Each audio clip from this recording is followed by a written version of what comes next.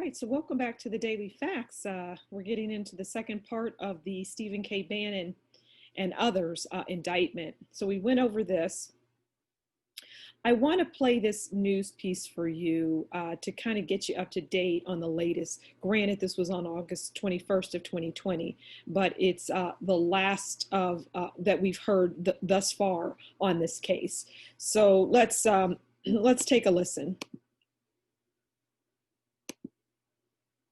President Trump, meanwhile, campaigned in Pennsylvania yesterday. On the same day, another of his former close associates was put in handcuffs. Former White House chief strategist Steve Bannon was arrested on fraud charges over an alleged scheme connected to the president's long-promised border wall. He was later released on a $5 million bond. Paula Reed is following all of this from the White House. So yeah, he's been released on a $5 million bond, and at some point he's going to, I would assume, go to court. But let's keep going. As he left federal court in Manhattan, Steve Bannon suggested the Trump Justice Department's case against him is a setup.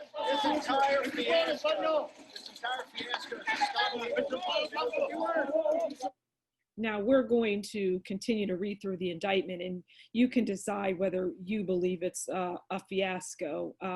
You know, again, Steve Bannon and all the others included in this indictment are, again, innocent until proven guilty. Let's continue. Well, I feel very badly. I haven't been dealing with him for a long period of time. President Trump tried to distance himself from his former chief strategist, who prosecutors allege was part of a group that raised more than $25 million to build a southern border wall, then stole hundreds of thousands of dollars in donations for themselves. I know nothing about. Now, I think we have to wait and see.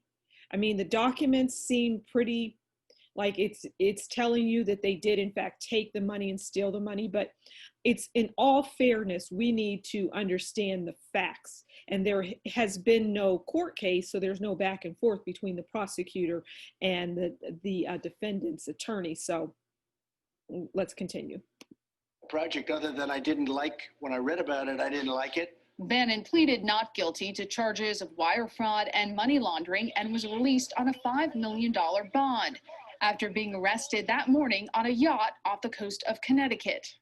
Bannon is the president's sixth close associate to be criminally charged by Trump's own Justice Department. Now, I have to say here that all of these people, for example, Cohen, you know, he perjured himself. Paul Manafort is in prison for fraud. Michael Flynn, the AG Bill Barr, who oversees the Department of Justice, has told Judge Sullivan to drop the case, and he has not. And Roger Stone, he was, I believe, arrested and indicted for threatening someone via email. So at any rate, those things, in my humble opinion, don't have anything to do with conspiring with Russia in order for President Trump to win the presidency. But let's continue on.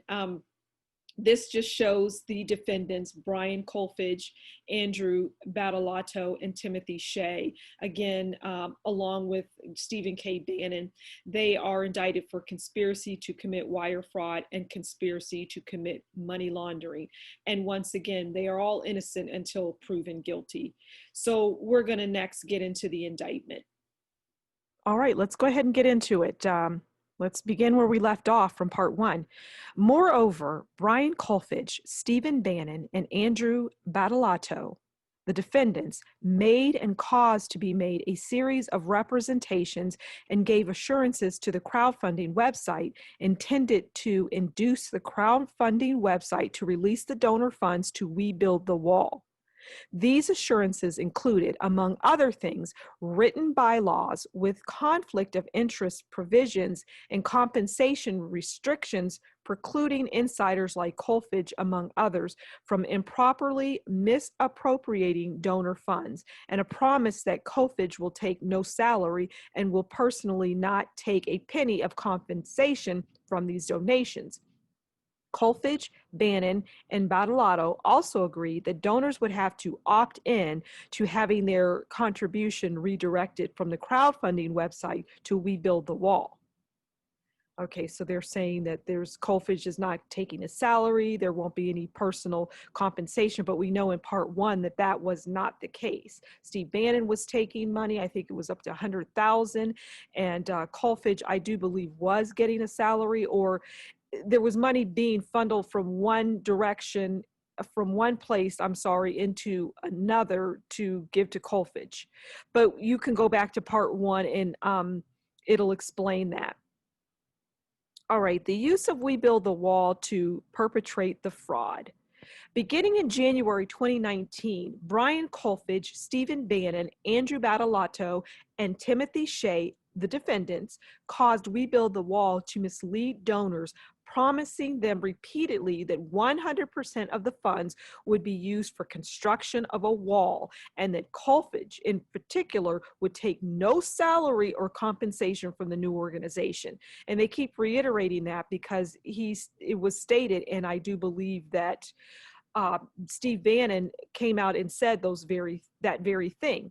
Contrary to the representations, both to donors and to the crowdfunding website, Kolfage, Bannon, Badolato, and Shea worked together to misappropriate hundreds of thousands of dollars of those funds for their own personal benefit. Beginning on or around January 11, 2019, and consistent with the assurances provided to the crowdfunding website, We Build the Wall announced that it had changed its mission to the private construction of a wall, and that donors need to opt in to having their donation transferred to We Build the Wall for this purpose.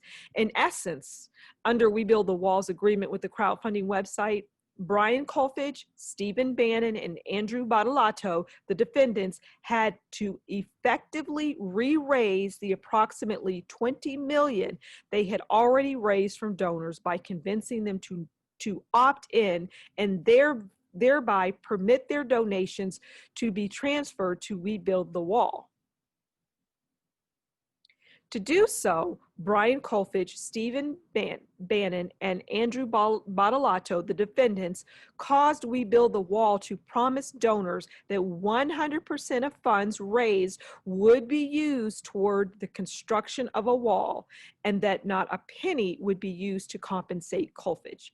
That promise was repeatedly made in donor solicitations, public statements, social media posts, and press appearances by Kolfage and Bannon, and others acting at Kolfage's, Bannon's, and Badolato's direction. For example, We Build the Wall's website told prospective donors that in accordance with Kolfage's personal pledge and the bylaws, Mr. Kolfage will not profit even a penny from We Build the Wall, Inc. Kolfage similarly and repeatedly promised in fundraising solicitation emails, which Bannon and Badolato reviewed and approved, that he would not take a penny in salary or compensation. Kolfage posted messages on social media that included representations such as, "We promised 100% of the funds raised in the crowdfunding website only go towards border wall construction."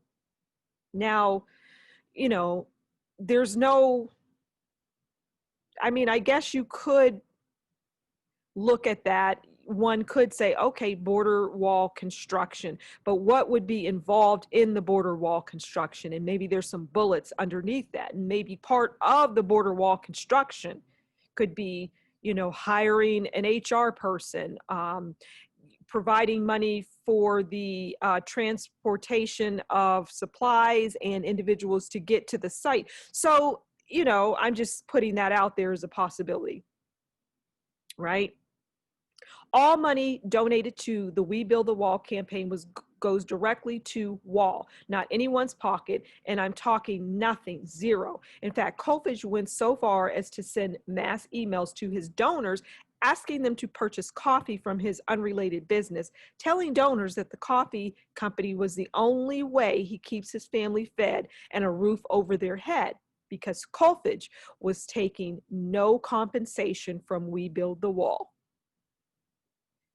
Colfidge also touted the bylaws that We Build the Wall had ratified at the request of the crowdfunding website, saying publicly and in media interviews, for example, it states in our bylaws, I take zero, no salary, no compensation, and I won't take a penny from these donations, and it's not possible to steal the money. We have an advisory committee. I can't touch that money. It's not for me. We have bylaws set up.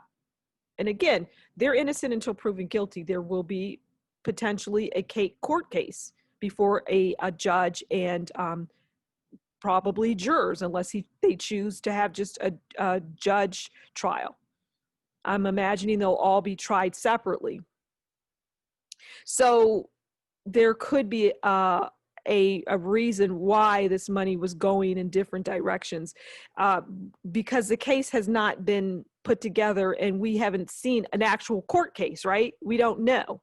So we're just going by these documents right now, but I'm just giving you an idea of the possibilities and so on and so forth. Brian Colfidge, Stephen Bannon, and Andrew Battolato, the defendants, and others acting at their direction, approved these statements, which were false, precisely because they understood and expected that donors would rely upon these representations, which were intended to maximize the fundraising potential of We Build the Wall. Indeed, in developing their strategy of emphasizing to donors that Colfidge would not be paid a dime, I just wonder why they kept emphasizing that. You know, why they kept emphasizing that, and then now later down the road they're being charged with that very thing, even though they were reiterating and emphasizing that statement over and over and over again. It makes you wonder.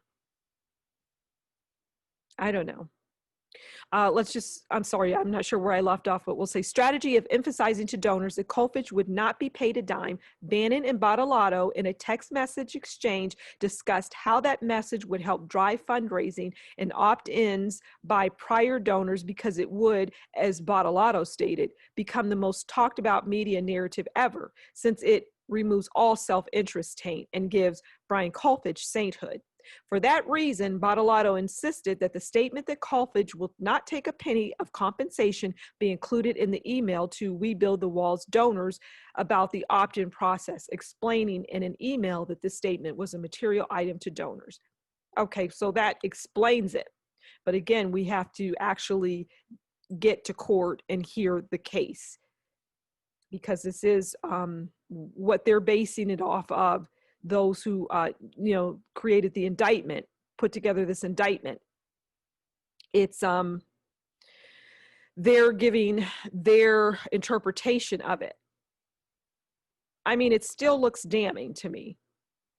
Don't get me wrong. It doesn't look good.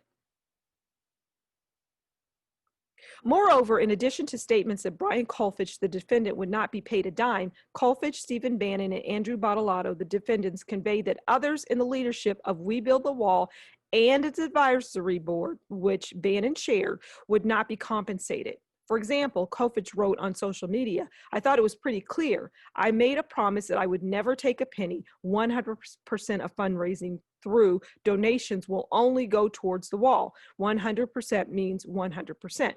Board won't see any of that money. Moreover, during interviews and We Build the Wall events, Bannon himself stated, I did this kind of as a volunteer, and we're a volunteer organization.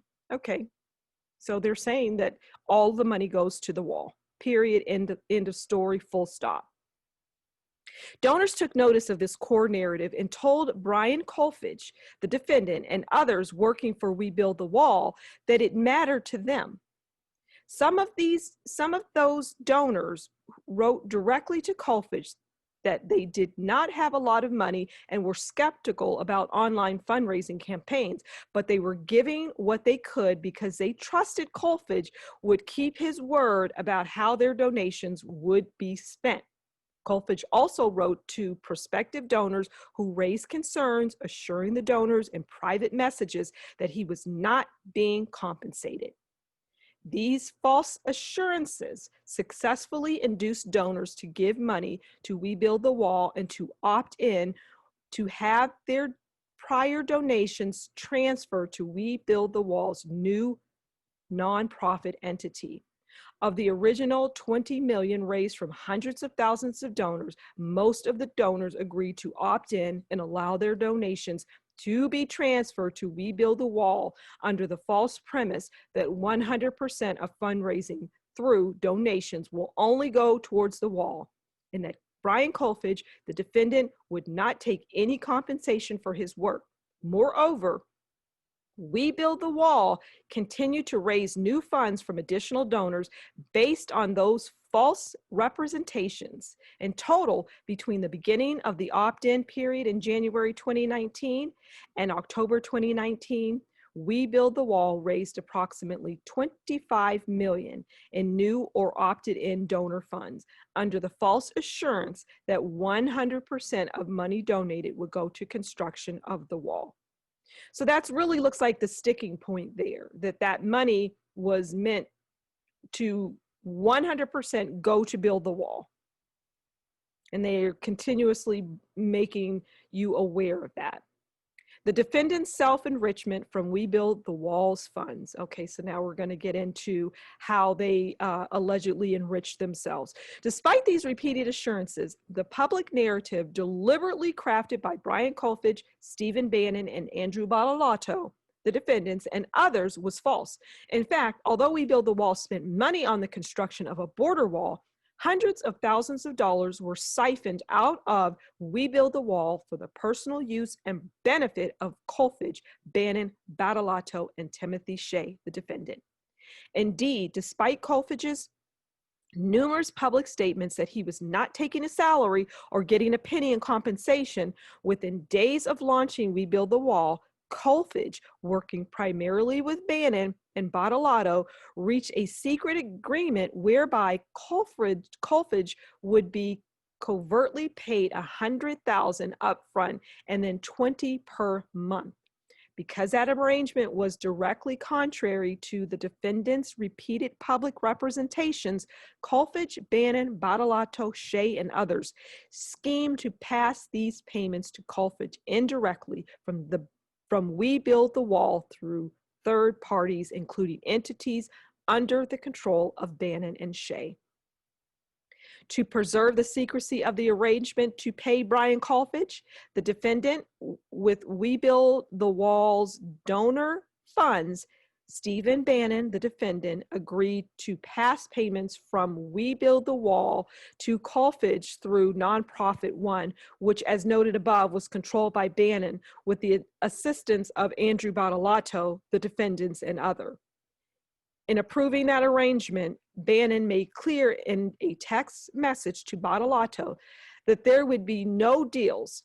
I don't approve, and directed that Kolfage be paid indirectly through Nonprofit One in an attempt to conceal the payments from the public, notwithstanding the fact that Kolfage did no work for Nonprofit One and that the payments from Nonprofit One to Kolfage would be funded by We Build the Wall. Okay, we're going to stop there and we'll pick up on part 3 next time. Thank you for stopping by the Daily Facts. Please do like, share, and leave a comment below and let me know what you think about this case. We'll talk again soon. Bye.